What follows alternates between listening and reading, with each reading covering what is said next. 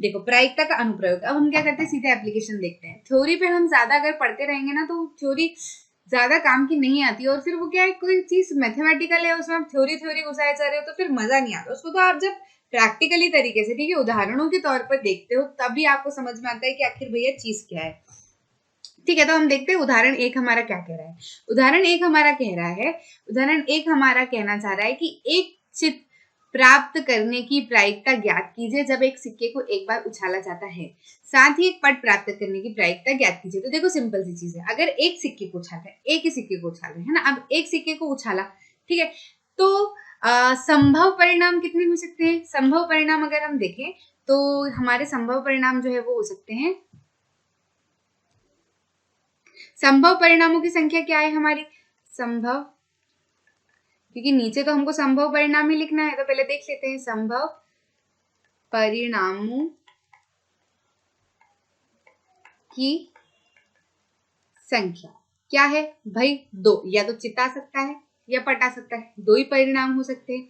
ठीक है, अब हमको पहली चीज क्या निकाल के देनी है? हमको पहली चीज निकाल के देनी है कि जब एक सिक्के को एक बार उछाला जाए, एक चित्त प्राप्त करने की प्रायिकता। ठीक है, तो P के अंदर चित्त हमको लाना है ना, तो इसकी क्या हो सकती है भैया? चित्त क्या है? सिंगल चीज है ना, सिंगल चीज है चित्त तो हमारी। तो भैया चित्त के अनुकूल परिणामों की संख्या, चित्त के अनुकूल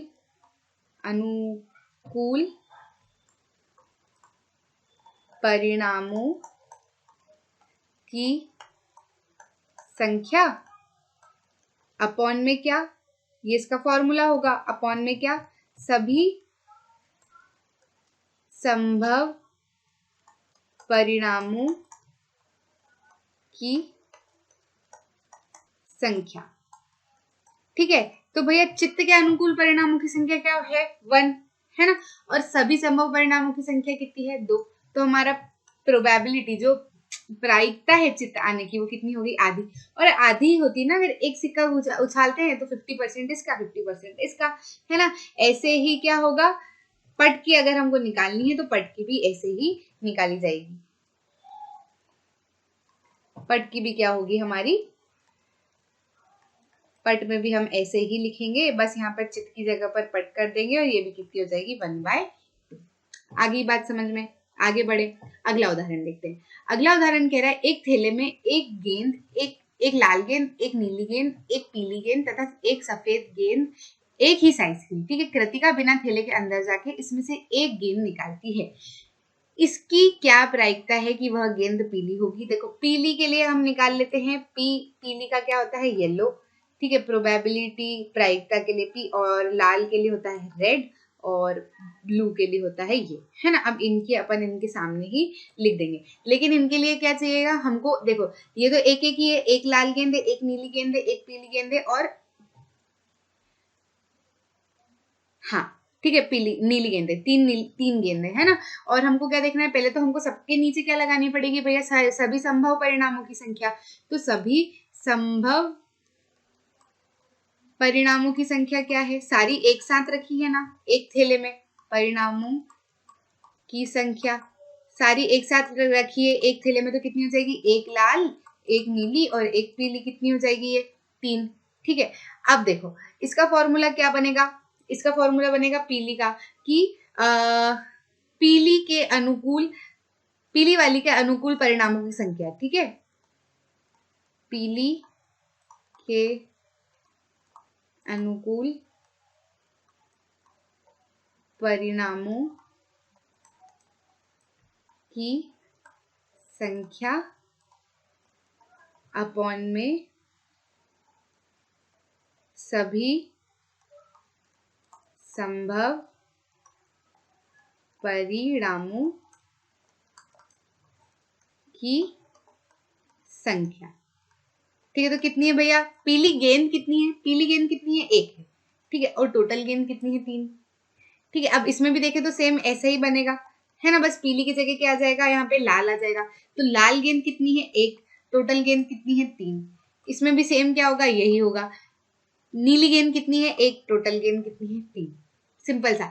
अब देखो, अब यहाँ पे ये हो सकता है कि एक लाल गेंद हो, 2 नीली गेंद हो और कितनी हो, 4 पीली गेंद हो, है ना। तो फिर क्या होता, इस केस में क्या होता, जब मैं ये बता रही हूँ, है ना। तो देखो लाल गेंद कितनी होती, 1, है ना। और फिर यहाँ पे भी क्या हो जाता, नंबर चेंज हो जाता है ना। यहाँ पे मैं अपने हिसाब का क्वेश्चन बना के आप बता रही हूँ। एक लाल गेंद है, 2 नीली गेंद है और 4 पीली गेंद है, ठीक है। तो टोटल कितनी हो जाती, 6 और 1 5, है ना। यहाँ पे तो आपको एक एक जैसी दिख रही है, इसलिए मैंने आपको कंफ्यूजन मिटाने के लिए एक छोटा सा एग्जांपल और लिया है इसके अंदर। तो टोटल तो कितना आएगा सब में, अपॉन में 5, है ना। अपॉन में इसके भी आएगा 5, ठीक है। अब इसमें पीली गेंद कितनी है, पीली गेंद कितनी है, 4, ठीक। तो 4/5 आ जाएगी। लाल गेंद कितनी है, लाल गेंद कितनी है, 1, तो 1/5 आ जाएगी। नीली गेंद कितनी है, 2, तो नीली गेंद में कितना हो जाएगा, 2/5। आगे बात समझ में, आगे बढ़े, ठीक है। चलो आगे बढ़ते हैं। प्रारंभिक घटना, प्रारंभिक घटना के बारे में अगर हम देखें तो किसी प्रयोग की वह घटना जिसका केवल एक ही परिणाम हो प्रारंभिक घटना कहलाती है, ठीक है। ध्यान दीजिए कि किसी प्रयोग की सभी प्रारंभिक घटनाओं की प्रायिकता का योग एक होता है, वह व्यापक रूप में भी सत्य है। सिक्का उछालने की स्थिति में, ठीक है, जितनी बार सिक्का चित आता है और जितनी बार जो प्रोबेबिलिटी पट की होती है, उन दोनों का अगर हम योग करते हैं तो हमेशा क्या आता है, 1। जैसे हमने पहले वाले उदाहरण में देखा था, कितना था, आधा, दूसरा कितना था, आधा, तो तीनों दोनों का मिला के क्या आया, 1। आगे बात समझ में आपको, ये सिर्फ इससे ये कहना चाहते हैं, इसको हम यूज में लेंगे, काफी बार हम इसको यूज में लेंगे, ठीक है। आगे बढ़ते हैं, तीसरा उदाहरण देखते हैं। तीसरा उदाहरण क्या कह रहे हैं, मान लीजिए हम एक पासे को एक बार फेंकते हैं, ठीक है। एक पासा है जिसमें 1 2 3 4 5 6 ऐसे आसपास आसपास लिखे होते हैं। 4 से बड़ी संख्या प्राप्त होने की प्रायिकता क्या है, देखो। तो सभी संभव परिणाम हम तो देख लेते हैं सबसे पहले।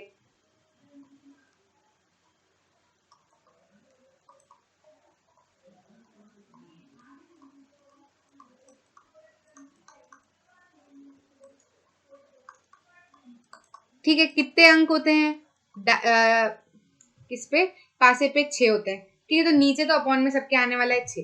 अब 4 से बड़ी संख्या प्राप्त होने की प्रायिकता क्या होती है, तो देखो सबसे पहले तो संख्या कौन कौन सी होती है, एक तरफ तो एक बिंदु होता है, दूसरी तरफ 2 होते हैं, 3 होते हैं, 4 होते हैं, 5 होते हैं, 6 होते हैं। अभी कह रहे 4 से बड़ी, मतलब इतनी को तो हटा दो, तो कितनी बची, 4 से बड़ी तो 2 ही बची, ठीक है। तो इसकी प्रायिकता क्या हो जाएगी, इसकी प्रायिकता क्या हो जाएगी भैया, फॉर्मूला लिखना मत भूलना, ठीक है। 4 से बड़ी संख्या प्राप्त होने के अनुकूल परिणामों की संख्या कितनी हो जाएगी, ऊपर क्या आ जाएगा, ऊपर आ जाएगा 2, है ना, 1 2 और अपॉन में आ जाएगा 6, तो ये कितनी हो जाएगी, 1/3, ठीक है। अभी कह रहे 4 से छोटी या उसके बराबर संख्या प्राप्त होने की प्रायिकता, तो 4 से छोटी ये और 4 के बराबर, मतलब इसको भी, इतने को भी इंक्लूड करना है, ठीक है। तो ये कितने नंबर है, 4, तो इसकी पी कितनी हो जाएगी, कितनी हो जाएगी, 1 2 3 4 अपॉन में 6, तो ये कितनी हो जाएगी, 2/3।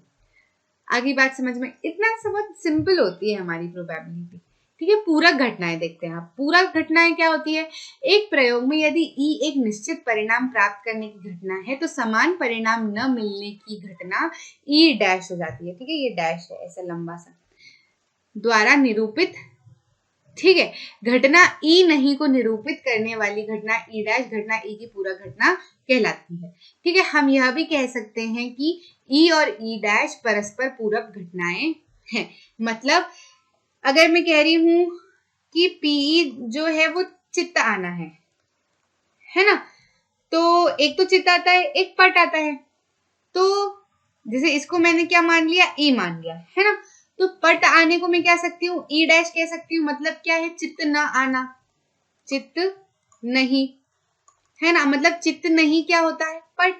भाई चित्त नहीं आएगा तो क्या आएगा, पट ही आएगा ना। तो ये दोनों आपस में क्या है, पूरक है, ठीक है, कॉम्प्लीमेंट है एक दूसरे के। आगे बात समझ में, प्रश्नों से और अच्छे से समझ आ जाएगा, ठीक है। असंभव व निर्धारित घटना क्या होती है, घटना जिसका घटित होना असंभव है, ठीक है, जिसकी प्रायिकता 0 होती है, ऐसी घटनाओं को क्या कहते हैं, हम असंभव घटना कहते हैं, ठीक है। अब जिन घटनाओं का घटित होना निश्चित है, ठीक है, जिसकी प्रायिकता 1 होती है, इनकी प्रायिकता क्या होती है, 1 होती है, ऐसी घटना को एक निश्चित या फिर निर्धारित घटना कहते हैं, ठीक है।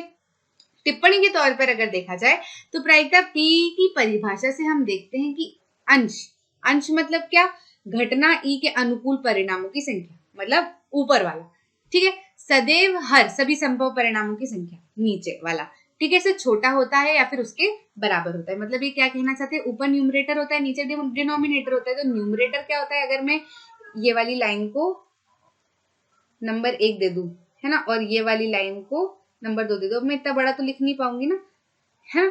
तो ये नंबर 1 क्या होता है, ऊपर होता है, और नंबर 2 क्या होता है, नीचे होता है। ठीक है, तो ये क्या कहना चाह रहे हैं, ये कहना चाह रहे हैं कि जो ये होता है ना पीई जो होता है, या तो जीरो हो सकता है या फिर 1 तक होता है। ठीक है, मतलब पीई ये पूरा क्या होता है, पीई, है ना।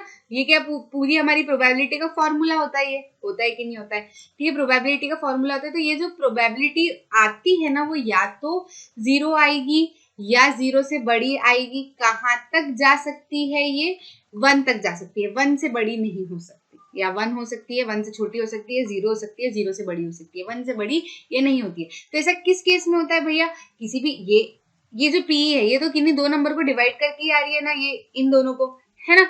तो ये कब हो सकता है, जब ऊपर वाली संख्या क्या हो, छोटी हो नीचे वाली संख्या से, है ना।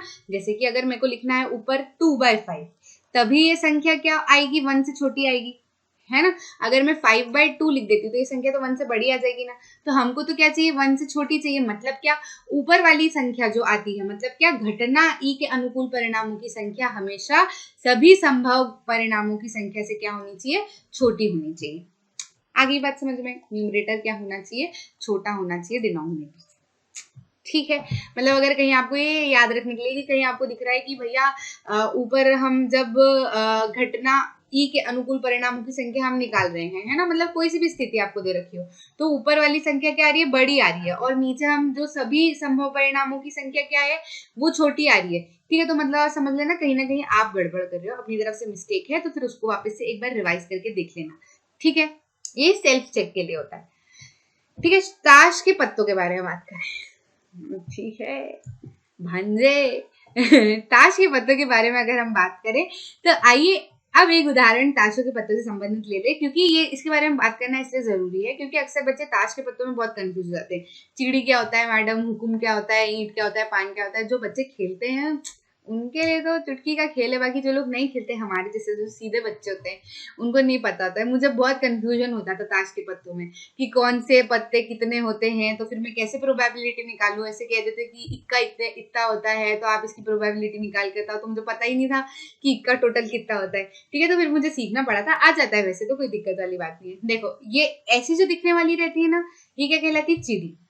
ऐसी जो दिखने वाली रहती है उसको कहते हैं हुक्म। ऐसी दिखने वाली को कहते हैं ईंट, और ऐसी दिखने वाली को कहते हैं पान। अब कंफ्यूजन नहीं होगा। ठीक है, इसमें कितने पत्ते होते हैं, कुल 52 पत्ते होते हैं, जो 4 समूहों में कैसे होते हैं, बटे होते हैं। इन 4 समूहों में 52 पत्ते बटे होते हैं। ठीक है, प्रत्येक समूह 13 पत्ते के होते हैं। चिड़ी 13 होती है, हुकुम 13 होती है, ईंट 13 होती है, और पान कितने होते हैं, 13 होते हैं। ठीक है, चिड़ी हुकुम काले रंग की होती है, ये दोनों कैसी होती है, काले रंग की होती है ना, और ये दोनों कैसी होती है, लाल रंग की होती है। ठीक है, प्रत्येक समूह के पत्ते इक्का, बादशाह, बेगम, गुलाम। ठीक है, सब समूह के पत्तों में एक एक क्या होता है, इक्का, बादशाह, बेगम, गुलाम, इस तरीके से होते हैं। बादशाह, बेगम और गुलाम वाले पत्ते फेस कार्ड कहलाते हैं। अगर आपको प्रश्नों में दे दिया जाए कि फेस कार्ड, सिर्फ फेस कार्ड लिख दिया, तो आप अपने आप समझ जाना किनके बारे में बात हो रही है, बादशाह, बेगम और गुलाम के बारे में बात हो रही है, बड़े लोगों के बारे में बात हो रही है। ठीक है, अगर कहीं पर भी कंफ्यूजन आता है, अगर आप पढ़ रहे हो किताबों में याद नहीं आ रहा है, तो इस स्लाइड पे आ जाना और देख लेना। ठीक है, देखो उदाहरण भी दे दिया। उदाहरण में क्या दिया गया है, अच्छी प्रकार से फेंटी गई 52 पत्तों की एक गड्डी में से एक पत्ता निकाला जाता है। इसकी प्रायिकता परिकलित कीजिए कि यह एक कि जो भी पत्ता निकाला जाएगा वो क्या होगा, इक्का होगा या फिर इक्का नहीं होगा। ठीक है, तो इक्का अगर हमको निकालना है, इक्का अगर हमको निकालना है तो देखो सभी संभव कितने हैं। सबसे पहले तो नीचे वाला काम खत्म कर लो। सभी संभव परिणामों की संख्या कितनी है भाई, पत्ते टोटल कितने होते हैं, 52, है ना। तो अब पहला वाला अगर सॉल्व किया जाए, P एक इक्का होगा, सीधे PE भी लिख सकते हो आप, कोई दिक्कत वाली बात नहीं। लेकिन हम E क्या है, इवेंट। E से मतलब क्या होता है, जैसे जो PE लिखते हैं ना अंदर, वो क्या होता है, इवेंट। तो इवेंट क्या है हमारा, एक इक्का होगा, है ना, तो हमने अंदर वो लिख दिया। ठीक है, तो एक इक्का होगा, तो इसकी संभव मतलब क्या होगी इसकी प्रोबेबिलिटी, मतलब इक्के के अनुकूल परिणामों की संख्या। ठीक है, इक्के के अनुकूल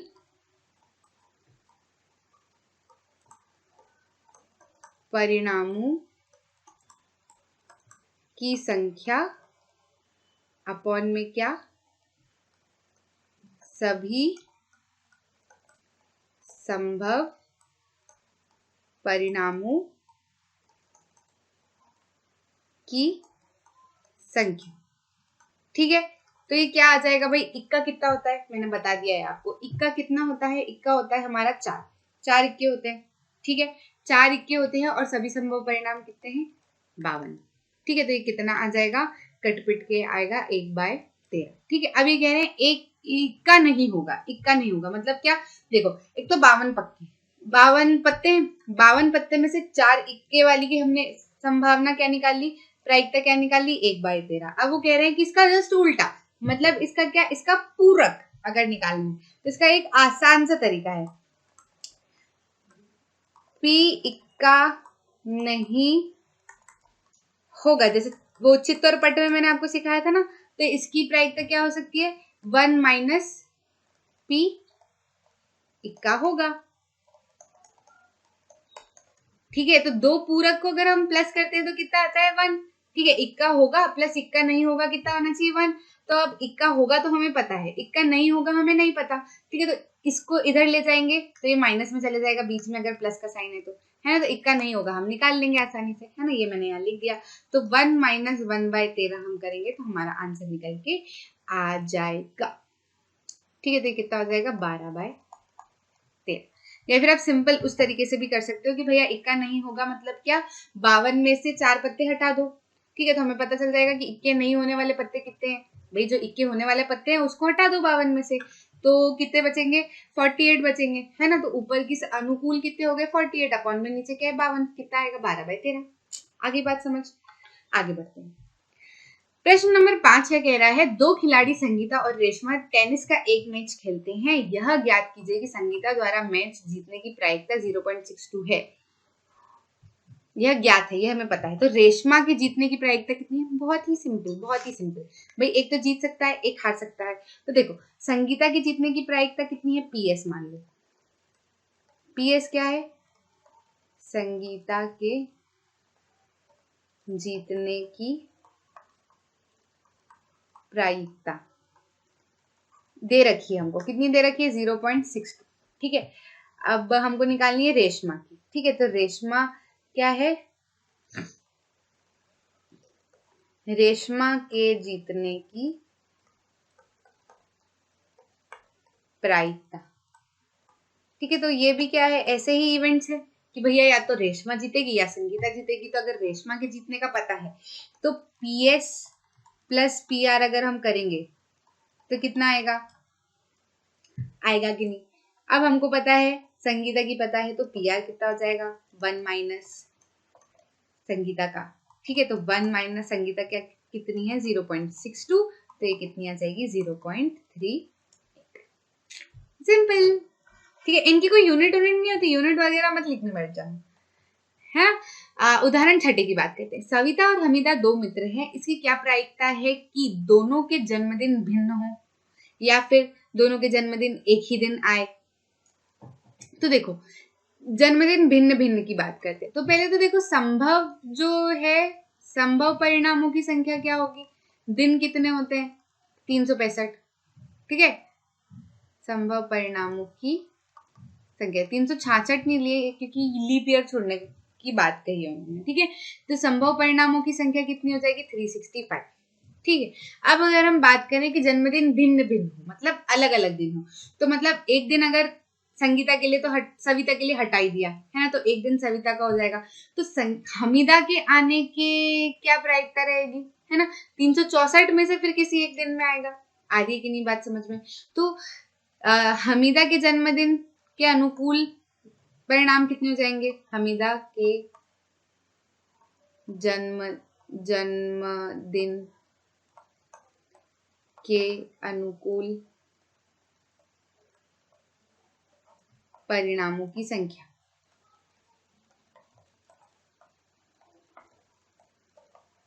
कितनी हो जाएगी 364। ठीक है, तो भैया हमीदा ये भिन्न भिन्न जन्मदिन वाला तो काम हो गया। ठीक है, भिन्न भिन्न जन्मदिन। ठीक है, क्या हो जाएगा इसका, सभी संभव परिणामों की संख्या तो नीचे आ जाएगी 365, और ऊपर वाले में क्या आ जाएगा, हमीदा के जन्मदिन के अनुकूल परिणामों की, सॉरी हमीदा के जन्मदिन नहीं, भिन्न भिन्न जन्मदिन, भिन्न भिन्न। ठीक है, कितने हो जाएंगे ये 364। मैं ऐसा क्यों करा नहीं समझ आएगा, फिर से बताती हूँ कि देखो, अगर संगीता भिन्न भिन्न मतलब क्या, एक दिन अगर अलग अलग दिन आ रहे हैं तो एक दिन किसी को दे दो, है ना। अब उसके अलग दिन की बात हो रही है ना, तो उसमें से किसी अलग दिन आएगा तो एक दिन तो कम हो जाएगा 365 में से। अब दूसरे का क्या आएगा, किसी अलग दिन आएगा तो कितने में से आएगा, 364 में से आएगा कि नहीं आएगा, है ना। तो 364 अब अपॉन में 365। ठीक है, अब दूसरा अगर हमको निकालना है कि भैया एक ही दिन आती है, इग्नोरिंग लीप ईयर अगर हम ये हमको कह रहे हैं तो एक ही दिन आती है, तो देखो सिंपल से हम ये भी कर सकते हैं, या तो भिन्न भिन्न आए या फिर एक ही दिन आए, दो ही वैसे भी होने की प्रोबेबिलिटी तो यही हो सकती है ना, कि या तो अलग अलग दिन आए या फिर एक ही दिन आए। तो हम सिंपल से क्या कर सकते हैं कि पी एक ही दिन आने की कितनी हो जाएगी, 1 - 364 अपॉन में 365 भी कर सकते हैं, तो कितनी आ जाएगी ये 1 अपॉन में 365। सिंपल सा तरीका। ठीक है, लेकिन अगर आप उसको बढ़ा चढ़ा के करना है तो आप ऐसे भी कर सकते हो भाई, भिन्न एक ही दिन अगर आएंगे तो एक ही बचेगी, वो तो वैसे भी 1 अपॉन 365 ही आना है।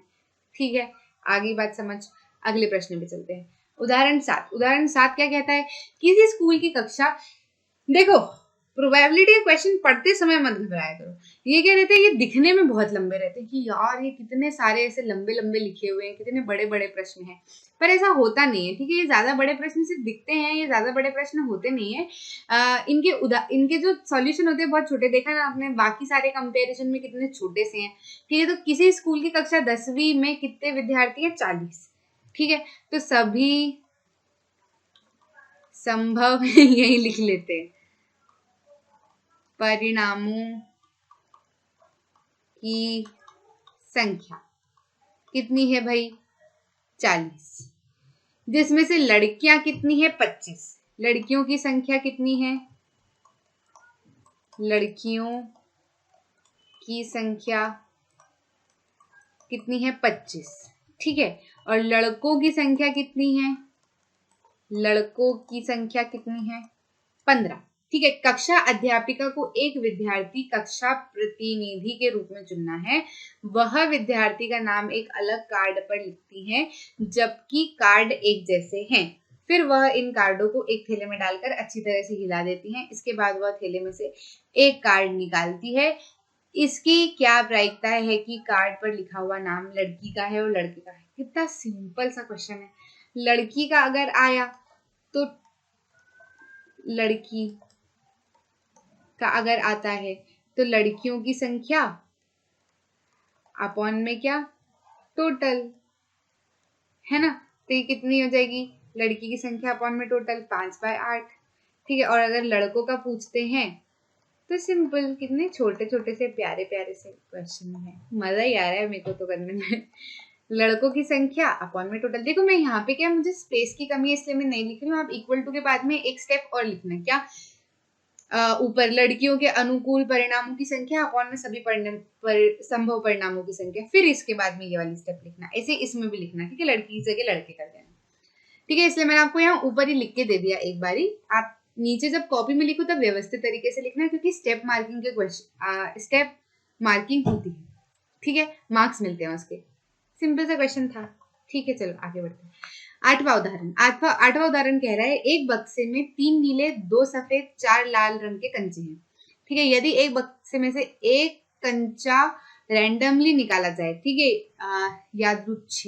ऐसे शब्द लिखते हैं रैंडमली, मान लो मतलब मन से कुछ भी ऐसे उठाया, आग बंद करके निकाल दिया जाए, ठीक है। तो इसकी क्या प्रायिकता है कि वह कंचा सफेद है, नीला है, पीला है। ये मैंने जो आपको दूसरा तरीके से बताया था ना, वो गेंद वाला, देखो वो यहाँ आ गया। तो टोटल तो कितनी हो जाएगी, सारे एक साथ रखे हैं एक थैले में, तो सभी संभव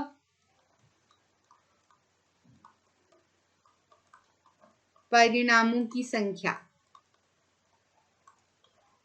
कितनी हो जाएगी भैया, 3 + 2 + 4 कितनी हो जाएगी, 4 और 2 6 और 3 9, है ना। अब देखो सफेद की अगर बात करते हैं, व्हाइट है ना, तो व्हाइट की गेंद कितनी है, ये 2/9 होगा कि नहीं। सिंपल से लिखते जाना, सफेद के अनुकूल परिणामों की संख्या कितनी है, 2, तो 2/9 है ना। अब अगर नीली की बात करते हैं, मतलब ब्लू की बात अगर अपन करते हैं, तो ब्लू कितने हैं, 3/9। लाल की बात करते हैं तो लाल कितने हैं, 4, कितना हो जाएगा, 4/9। सीधे मत लिखना, फिर से बोल रही हूं मैं, क्या लिखोगे यहाँ पे, मतलब इसके बाद में ये वाली स्टेप लिखना, क्या, सफेद रंग की गेंद के अनुकूल परिणामों की संख्या अपॉन में सभी संभव परिणामों की संख्या, ठीक है।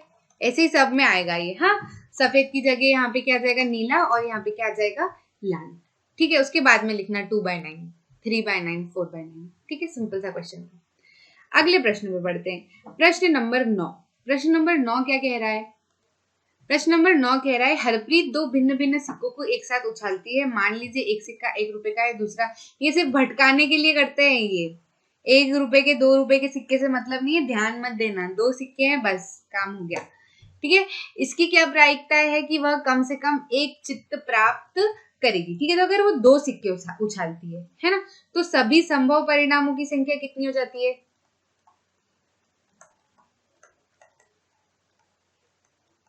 इस तरीके से लिखेंगे, देखना इसको, हाँ, परिणामों की संख्या क्या हो जाएगी भैया,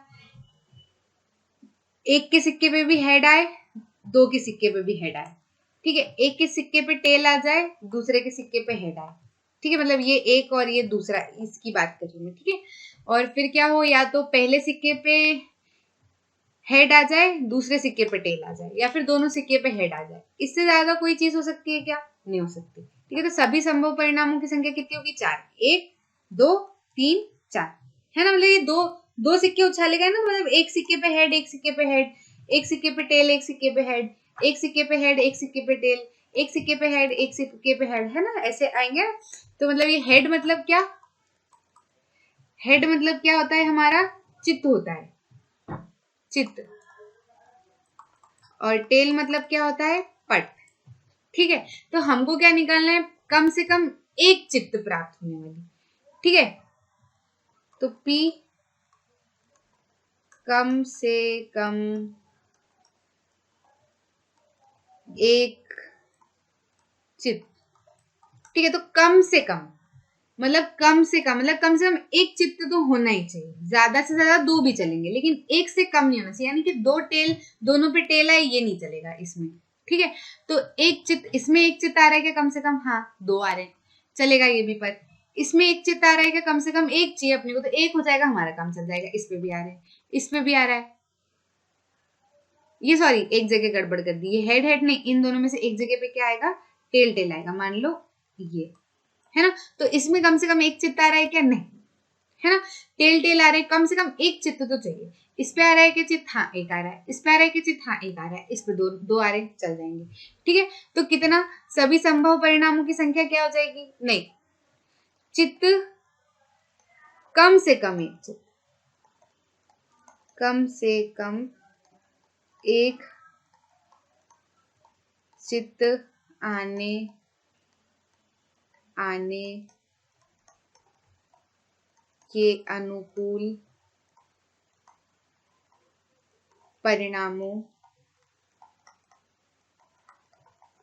की संख्या। ठीक है, इसके अपॉन में क्या, सभी संभव परिणामों की संख्या।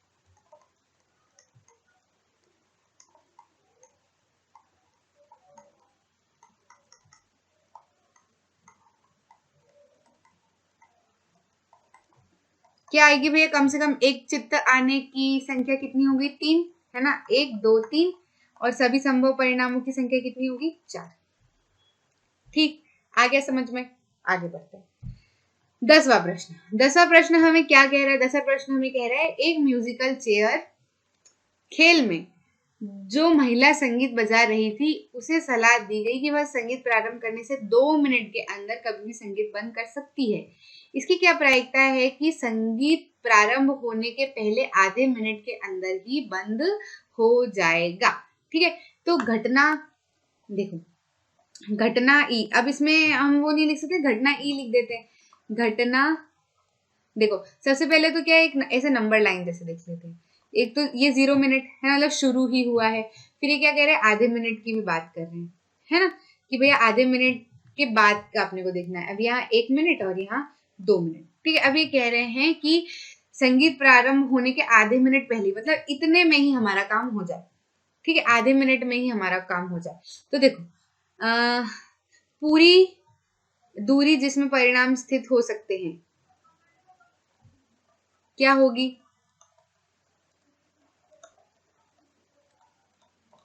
पूरी दूरी जिसमें परिणाम स्थित क्या हो सकते हैं, मतलब 2 तक भी जा सकती है ना, ज्यादा से ज्यादा 2 मिनट तक तो उसको चला नहीं है। तो पूरी दूरी जिसमें परिणाम स्थित हो सकते हैं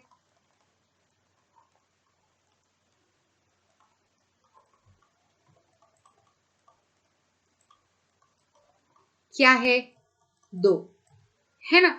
और घटना ई के अनुकूल कितनी है, घटना ई मतलब क्या, ये संगीत वाली घटना, ई के अनुकूल दूरी कितनी है, आधी, है ना। अनुकूल मतलब क्या, कि जो घटना में बोला गया है कि आधी मिनट के अंदर। तो पीई कितना हो जाएगा, पीई हो जाएगा घटना ई के अनुकूल दूरी अपॉन में पूरी दूरी जिसमें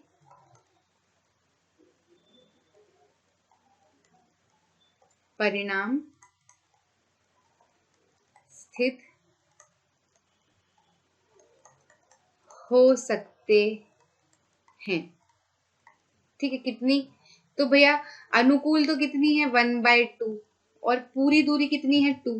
कि अब समझ लो 2 के नीचे 1 है, तो ऐसे जाते हैं, ये यहाँ आता है और ये क्या चला जाता है, यहाँ चला जाता है। तो ये कितना हो जाएगा, ये यहाँ चला गया, तो ये हो जाएगा 1/4, और 1 के अंदर 1 मल्टीप्लाई किया तो 1।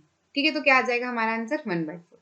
ठीक है, आगे बढ़ते हैं। 11वां उदाहरण, 11वां उदाहरण हमें कह रहा है एक लापता हेलीकॉप्टर के बारे में सूचना मिली है कि वह आकृति में दर्शाए आयताकार क्षेत्र में कहीं गिर गया है, जिसकी क्या, इसी क्या प्रायिकता है कि वह आकृति में दर्शाई गई झील में गिरा है।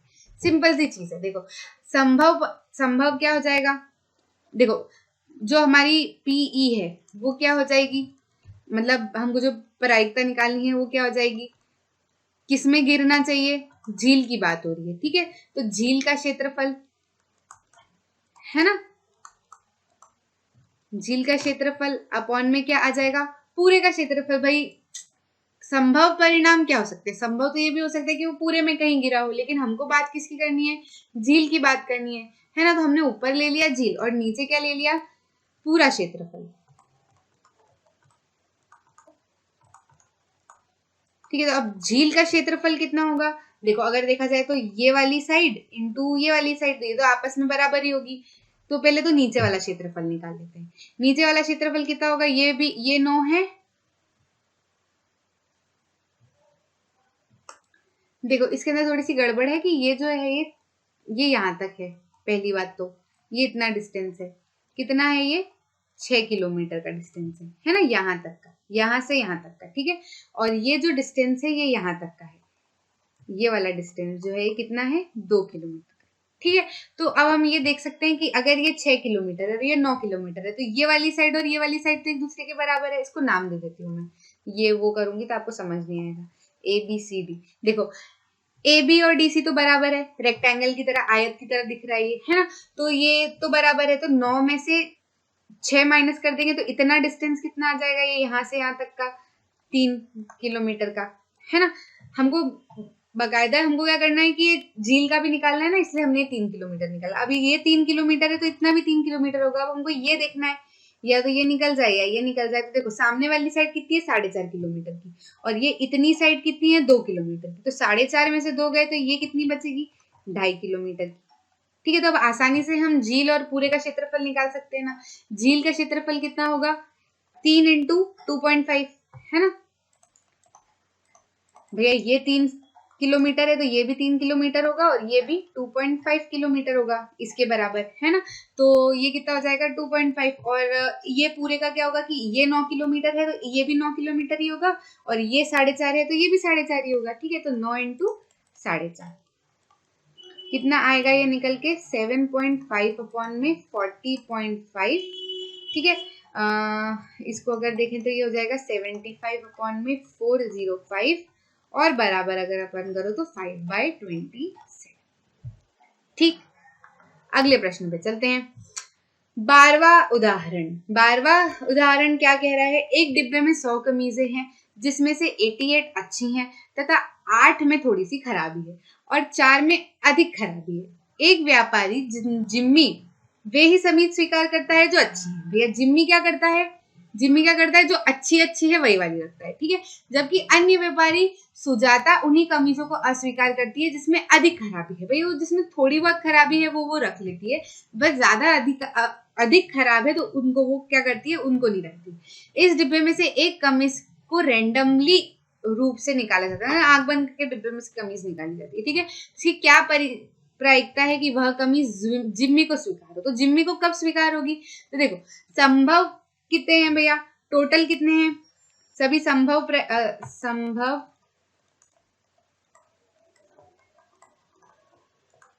परिणामों की संख्या कितनी है भैया 100। अब डिब्बे में हाथ जा रहा है तो डिब्बे में तो सारी रखी है ना, तो 100 है, वो तो संभव परिणामों की संख्या है ना। तो पहले की अगर हम बात करें जिम्मी को स्वीकार कितनी होगी, इसके अनुकूल कितनी है भैया। जिम्मी को क्या पसंद है, जिम्मी क्या करता है जो अच्छी है, तो अच्छी कितनी है 80 अच्छी है। तो भैया जिम्मी को तो कितनी स्वीकार होंगी, ठीक है। जिम्मी को कितनी स्वीकार होंगी 88, और सभी संभव कितनी है 100। तो ये तो हमारा जिम्मी का काम हो गया, ठीक है।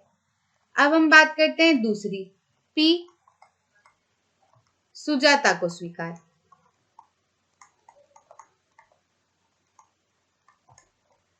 सुजाता को स्वीकार कैसी होगी भैया, सुजाता को कैसी स्वीकार होती है, जो थोड़ी खराब है वो उसको चल जाती है, अधिक खराब उसको नहीं चलती। मतलब ये जो 4 है वो उसको नहीं चलेगी, ठीक है। तो उसको कैसी चलेगी, 100 में से अगर हम 4 माइनस कर देते हैं तो बाकी सब उसको चल जाएगी। भाई अधिक खराब वाली उसको हटानी है, बाकी तो उसको सब चलेगी, है ना। तो 100 में से 4 माइनस कर दो, अपॉन में संभव तो कितनी है 100, तो कितनी हो जाएगी 96 अपॉन 100, तो कितनी हो जाएगी 0.96। आगे समझ, ठीक है। आगे बढ़ते हैं 13वां उदाहरण, ठीक है। तो 13वां उदाहरण हमारा क्या कह रहा है, 13वां उदाहरण हमें कह रहा है कि एक सिलेटी पासे और एक नीले पासे को एक साथ फेंका जाता है, ठीक है। तो मतलब क्या, एक हाथ में एक सिलेटी पासा इमेजिन करो, एक हाथ में एक नीला पासा इमेजिन करो, ठीक है। तो सभी संभावित परिणामों को लिखिए, ऐसा कह रहे हैं। और इसकी क्या प्रायिकता है कि दोनों पासों की संख्याओं का योग एक बार में 8 हो, एक बार में 13 हो, एक बार में 12 या फिर उसके से छोटी संख्या हो। ठीक है, सबसे पहला प्रश्न अपन सॉल्व कर लेते हैं। सभी संभावित परिणामों को लिखिए। लिख देते हैं। देखो एक पासे में क्या क्या चीजें आ सकती है। एक पासे में आ सकती है 1 2 3 4 5 6। ठीक है, सिलेटी पासे में मान लो कि ये सारी आ गई। अब एक तरफ मान लेते हैं नीला पासा, तो नीला पासे में भी क्या क्या आएगी 1 2 3 4 5 और 6, है ना, ऐसी आएगी। इसके अलावा तो कोई संख्या नहीं आने वाली है। सारे पासों में 1 2 3 4 5 6 आती है, 1 2 3 4 5 6 आती है। ठीक है, तो अब देखते हैं कि जब नीले पासे में ये कौन सा है हमारा सिलेटी पासा और ये कौन सा है हमारा नीला पासा। ठीक है, तो जब नीले पासे में 1 आता है और सिलेटी पासे में भी 1 आता है तो क्या बनेगा, ऐसा। अब जब नीले पासे में 1 आता है और सिलेटी पासे में 2 आता है तो ऐसा बनेगा। ठीक है, जब नीले पासे में 1 आता है और सिलेटी पासे में 3 आता है तो ऐसा बनेगा। जब नीले पासे में 1 आता है सिलेटी पासे में 4 आता है तो ऐसा बनेगा। जब नीले पासे में 1 आता है सिलेटी पासे में 5 आता है तो ऐसा बनेगा। जब नीले पासे में 1 आता है सिलेटी पासे में 6 आता है तो ऐसा बनेगा। ऐसे ही होगा भाई। एक बार अपन इसके 2 ले लेते हैं, नीले वाले में 2 2 2 के साथ में, फिर नीले वाले में 3 के साथ में, और इनकी संख्या बदलते बदलते चलते हैं। इनके अलावा कोई आउटकम आ सकते हैं क्या, नहीं आ सकते हैं। तो देखो मैं ये आपको बना के दे देती हूँ। कुछ इस तरीके से हमारी चीजें पूरी बनकर निकलेंगी। ठीक है, कैसे कि भैया जब नीले पासे में 1 है और सिलेटी पासे में भी 1 आता है तो ये मैंने आपको समझा दिया था। नीले पासे में 2 है सिलेटी पासे में 1 है तो 2 1। नीले पासे में 2 है सिलेटी पासे में 2 है तो 2 2। नीले पासे में 2 है सिलेटी पासे में 3 है तो 2 3। नीले पासे में 2 है सिलेटी पासे में 4 है तो 2 4। नीले पासे में 2 है सिलेटी पासे में 5 है तो 2 5। नीले पासे में 2 है सिलेटी पासे में 6 है तो 2 6। ऐसे ही 3 4 5 6 ऐसे आ जाएगा। 3 4 5 6 और पीछे वाले में ऊपर, आगे वाले में इधर इधर वाले नंबर चलते रहेंगे, पीछे वाले में इधर इधर वाले नंबर चलते रहेंगे। तो ये सारी चीजें हमारी बनेंगी। तो ये क्या आ गए हमारे सारे सभी परिणामों की संख्या आ गई है। इस पे यहाँ पर एक लाइन ऐसे खींच देते हैं और यहाँ पर एक लाइन ऐसे खींच देते हैं ताकि समझने में आपको आसानी रहेगी। ठीक है, ये हमारे क्या होगी, सारे संभावित परिणामों की पर सारे संभावित परिणाम लिख लिए हमने। ठीक है, अब इसकी क्या प्रायिकता है कि दोनों पासों की संख्याओं का योग 8 आता है। सबसे पहला प्रश्न क्या है, 8। ठीक है, तो 8 को अपन यहां सॉल्व कर देते हैं। देखो योग क्या आना चाहिए, 8। मतलब क्या कि ये जो 2 नंबर है ना, इन दोनों नंबर का हम योग करें तो 8 आए। ठीक है, तो ऐसी क्या संभावना है, तो देखो इन दोनों का नंबर योग कर रहे हैं तो 8 आ रहा है क्या, नहीं। इनका कर रहे हैं, नहीं। इनका योग कर रहे हैं, नहीं आ रहा 8। इनका भी 8 नहीं आ रहा, इनका भी 8 नहीं आ रहा, इनका भी 8 नहीं आ रहा, इनका भी 8 नहीं आ रहा, इनका भी 8 नहीं आ रहा, नहीं 8 आ रहा, 8 नहीं आ रहा, 8 नहीं आ रहा, ये आ रहा है 8। ठीक है, तो एक तो ये, ठीक है, इनका 8 आ रहा है, नहीं। इनका 8 आ रहा है, योग नहीं। इनका 8 आ रहा है, योग नहीं। इनका 8 आ रहा है, योग नहीं आ रहा। इनका 8 आ रहा है, योग, हाँ है ना, इनका 8 आ रहा है, योग नहीं आ रहा। इनका योग 8 आ रहा है, नहीं आ रहा। इनका योग 8 आ रहा है, नहीं आ रहा। इनका योग 8 आ रहा है, नहीं आ रहा। इनका 8 आ रहा है, 4 और 4 8 होते हैं। इनका योग 8 आ रहा है, नहीं 9 हो जा रहे हैं। इनका योग 10 हो जा रहा है। इनका योग क्या हो रहा है, 6 हो रहा है। इनका योग क्या हो रहा है, 7 हो रहा है। इनका योग हो रहा है 8। इनका योग क्या हो रहा है, 9। इनका 10। इनका 11। इनका योग हो रहा है 7। इनका हो रहा है 8। इनका हो रहा है 9। इनका हो रहा है 10। इनका हो रहा है 11। इनका हो रहा है 12। मतलब ये वाले, ये जो ऐसी संख्या इस लाइन के अंदर आ रही है, इनका योग जो है आ रहा है हमारा क्या, 8। कौन कौन सी, 1 2 3 4 5, 5 ऐसे जोड़े बन रहे हैं जिनका योग आ रहा है 8। तो 8 योग के अनुकूल संख्या कितनी हो गई, 5। और टोटल संख्या कितनी है, नीचे संभव परिणामों की संख्या। सिंपल तरीके से अगर देखा जाए तो कितनी हो जाएगी, ये 6 हैं और ये 6 हैं तो कितनी हो जाएगी, 36। गिन के भी देख लो, 1 2 3 4 5 6 है ना, 6 6 6 6 6 6 36। ठीक है, तो अपॉन में क्या आ जाएगा, 36। ठीक है, अब दूसरी चीज देखते हैं। दूसरा क्या है, P 13 वाला है ना, योग 13 आना चाहिए। तो देखो किसी में 13 योग आ रहा है क्या, हद से हद योग जो आ रहा है वो हमको 12 का मिल रहा है। 12 से बड़ा कोई योग मिल ही नहीं रहा। 13 आने के लिए एक तरफ 6 के आगे 7 आना चाहिए। ठीक है, तो नहीं मिलेगा। ये सारे तो सब, इनके सारे योग तो 12 से छोटे हैं क्योंकि इनके पीछे पीछे वाले नंबर है, तो ऐसा कोई नहीं है जिनका क्या आ रहा है 13, तो अपॉन में ये हमारी हो जाएगी। ठीक है, मतलब क्या, 0 आएगी इसकी प्रायिकता। ठीक है, अब तीसरा हिस्सा अगर अपन देखें इसका, है ना, 12 या 12 से छोटी, है ना, प्रायिकता देखनी है। तो 12 या 12 से छोटी योग, या तो 12 या 12 से छोटी, तो सबसे बड़ी वाली का योग आ रहा है 12 और बाकी सबका योग 12 से छोटा आ रहा है। मतलब ये सारे ही जो जोड़े हैं इनका योग क्या, या तो 12 है या 12 से छोटे हैं, तो ये सारे ही आ गए 36 अपॉन में क्या, जो ये 13 नहीं, सॉरी ये 36 है। ठीक है, 13। सोचते होंगे मैडम बीच बीच में क्या गलती कर देती हूँ ठीक कर देती हूँ लेकिन मैं। ठीक है, एक आगे बात समझ में। तो ये सिंपल सा एक छोटा सा बेसिक सा क्वेश्चन था, कोई ज्यादा परेशानी वाली बात नहीं थी। ये दिखते ऐसे हैं, जब हम किताबों में इनको देखते हैं जैसे लगते हैं कितने बड़े बड़े क्वेश्चन हैं, क्या क्या बोल रहे हैं ये, लेकिन ऐसा नहीं है, बहुत साधारण सा प्यारा सा चैप्टर था। ठीक है, यहाँ पे आके हमारा ये चैप्टर जो है वो खत्म हो जाता है। हम देखते हैं कि हमने क्या क्या सीखा।